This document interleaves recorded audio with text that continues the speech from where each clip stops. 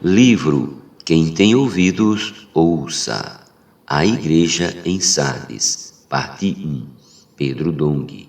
Prefácio. Em meio a dessas trevas da Idade Média, surge uma luz, a revelação valiosa da justificação pela fé. Deus usou Martinho Lutero para iniciar a Reforma Protestante no período em que a história da Igreja é prefigurada pela Igreja em Tiatira. Apocalipse capítulo 2, versículos do 18 ao 29. Lutero foi um monge alemão que experimentou o poder que há na palavra de Deus quando a Bíblia era inacessível às pessoas comuns. Que libertação! Não é por meio de um esforço humano, como autopunição, que o homem alcança a salvação, mas pela justificação mediante a fé em Cristo Jesus. Essa revelação libertou a todos quantos viviam subjugados pela falsa doutrina de Jezabel. Nesse momento, a igreja entrava numa nova fase, um período de restauração. Por que então a igreja em Sardes foi censurada pelo Senhor? Porque tinha nome de que estava viva, mas estava morta, se nesse período os cristãos estavam livres das heresias da profetisa Jezabel e a Bíblia estava acessível a todos. Porque a revelação de Martinho Lutero não foi suficiente para Cristo concluir a edificação de sua igreja. Dando sequência às mensagens da série Quem tem ouvidos, ouça, o irmão Pedro Dong apresenta neste livro a situação da igreja na ocasião em que recebeu, por intermédio do apóstolo João, a carta registrada no 3º capítulo de Apocalipse. A partir dessa carta e dos escritos de Andrew Miller, o autor nos mostra um panorama sem precedentes acerca dos eventos da Reforma e de seus desdobramentos, respondendo a várias questões. A palavra Sardes, de origem grega, quer dizer remanescente ou restauração, e representa a Reforma Protestante como reação à condição degradada da Igreja no período correspondente à Igreja em Tiatira.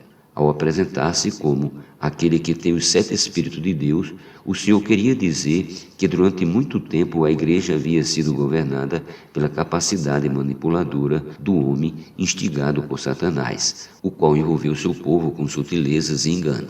Nesses tempos finais, ele não permitirá que a Igreja seja governada pela boa oratória nem por artifícios humanos, mas usará o poder infinito de seus 7 Espíritos para concluir sua edificação. Jesus disse a Sardes que tinha nome do que vive, mas estava morta.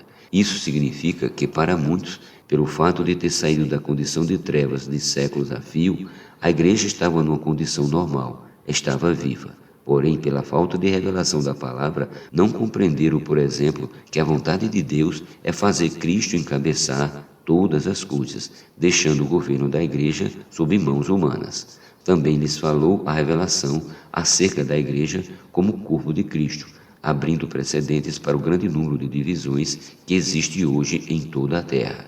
Ademais, o maior de todos os problemas que pareceu invisível aos olhos dos reformistas foi deixar Cristo de fora do governo da igreja, seguindo assim o modelo estabelecido por Roma.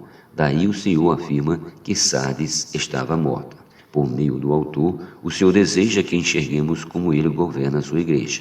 Nesse governo, o homem não organiza nada, não pode fazer nada. Não é pela força nem pelo poder, mas pelo poder e governo dos 7 Espíritos. Quem organiza é a vida, é o próprio Deus. Nós somos apenas membros do corpo de Cristo e, como tais, devemos ser fiéis naquilo que Deus nos incumbiu para o cumprimento de sua vontade. Seu desejo é governar seus filhos por meio de sua palavra e de seu amor. Por esse motivo, nesses dias, por intermédio de seus profetas, ele nos tem convidado carinhosamente a nos achegar a ele e dar atenção à sua voz. Quando não negligenciamos a palavra profética, percebemos que o desejo de Deus é imutável. No tempo do apóstolo Paulo, ele desejava preencher-nos até a plenitude de Deus. E hoje não é diferente. Nós estamos na terra, mas recebemos o comando do céu por meio de sua palavra de ordem que chega até nós. Esperamos que você, caro leitor, atente para o desejo de Deus expresso em cada capítulo deste livro e dê liberdade para que Cristo atue em sua vida. Como membro de seu corpo, permita-se ser preenchido com toda a plenitude de Deus. Dessa forma, Cristo governará todas as coisas. São Paulo, setembro de 2024.